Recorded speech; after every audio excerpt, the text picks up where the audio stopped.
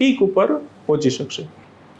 જી sir, 12 વર્ષથી આપ સંકળાયેલા છો, ત્યારે છેલ્લો પ્રશ્ન આપને પૂછવાનો થાય છે કે ફ્યુચર આપ કઈ રીતે જુઓ છો?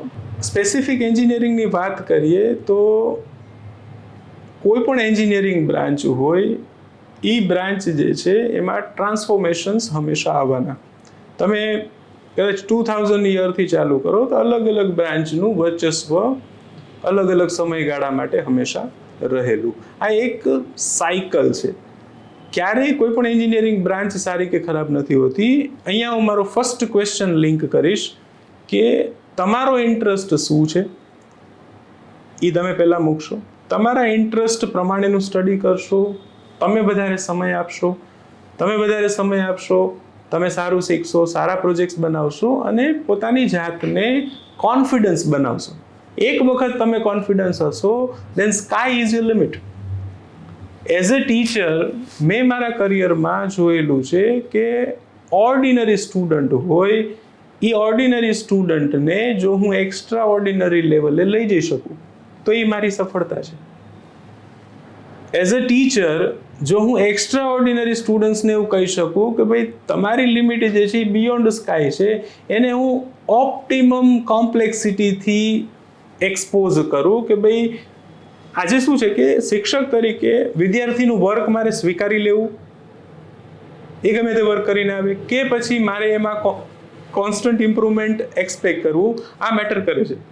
તો હું એ સજેસ્ટ કરીશ કે ભાઈ તમે જેટલા કોમ્પ્લેક્સ ટાસ્ક લેશો એટલું તમારા માટે આગળનું લર્નિંગ કર્વ જે છે ઇમ્પ્રૂવ થશે. ઘણી વખત વિદ્યાર્થીઓ ઇઝી પ્રોજેક્ટ્સ લઈને આવે, એનાથી ફટાફટ થઈ જાય. ઇઝી પ્રોજેક્ટ તમે 2 દિવસમાં કરી નાખો અને એક કોમ્પ્લેક્સ પ્રોજેક્ટમાં તમે 3 મહિના સ્પેન્ડ કરો અને પ્રોજેક્ટ નથી થતો. તો જે નથી થતો પ્રોજેક્ટ છે એમાં લર્નિંગ વધારે છે. થોમસ આલ્વા એડિસને 1000 વાર બલ્બ બનાવ્યો. જ્યારે એને પૂછવામાં આવ્યું કે આટલા એફર્ટ્સ કર્યા પછી પણ તમારાથી આ ટાસ્ક જે છે સોલ્વ નથી થતો, ત્યારે એમને સરસ મજાનો જવાબ આપેલો કે હું એટલીસ્ટ એ શીખો કે આ 1000 રીતે બલ્બ નથી બનતો. આ મહત્વનું છે. આ લર્નિંગ એટીટ્યુડ જે છે એ વિદ્યાર્થીઓએ ડેવલપ કરવાની રિક્વાયરમેન્ટ છે અને અમારી બધી પ્રેક્ટિસીસ જે છે એ આ લર્નિંગ એટીટ્યુડને, ક્રિએટિવિટીને, પ્રોબ્લેમ સોલ્વિંગને અને ઇનોવેશન્સને પ્રમોટ કરે છે.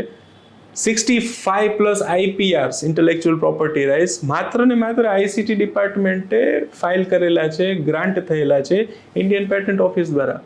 દરેક વિદ્યાર્થી પાસે કોઈને કોઈ આવી એક્સ્ટ્રા છે. ખાલી તમારે એન્જિનિયરિંગમાં સ્કોર મેનેજ નથી કરવાનું કે મારે 8 આવી ગયા, કંપનીમાં જઈશ, બેસીસ એટલે કંપની સિલેક્ટ કરી લેશે. અત્યારે કોમ્પિટિટિવ એન્વાયરમેન્ટમાં માત્ર ને માત્ર તમે કઈ રીતે સ્ટડી કરો છો, તમે કઈ પ્રેક્ટિસીસ થ્રુ સ્ટડી કરો છો અને કેટલા કોમ્પ્લેક્સ ચેલેન્જીસ તમે લો છો, કેટલા સારા અસાઇનમેન્ટ તમે કરો છો, એના ઉપરથી તમારું આખું આગળનું ભવિષ્ય જે છે નક્કી થાય. ભવિષ્ય જે છે એ ખૂબ જ સરસ છે, પણ એના માટે આપણું લર્નિંગ કર્વ જે છે એ લેવલે હોવો જોઈએ. સ્કિલ વગરના લોકોને માટે સર્વાઈવ કરવું અઘરું છે. બિલકુલ, ફ્યુચર બ્રાઇટ છે અને ખાસ કરીને સ્કિલ પર ખૂબ ભાર મૂકેલો છે સરે. સર, આપે ICT એન્જિનિયરિંગનો કન્સેપ્ટ શું છે અને પ્રેક્ટિકલ ફિલ્ડ કેવા પ્રકારે હોય છે, આ માટે સ્કિલ કેવી રીતે પ્રાપ્ત કરવી જોઈએ, સ્ટુડન્ટ્સે કઈ રીતે એક્ટિવ રહેવું જોઈએ, આ તમામ બાબતને લઈ અને જે બેઝિક કન્સેપ્ટ છે એ ક્લિયર કર્યો અને આપે આપનો કિંમતી અને અમૂલ્ય સમય અમને ફાળવ્યો છે. આપનો ખૂબ ખૂબ આભાર. ધન્યવાદ રાજકોટ મિરરની ટીમને.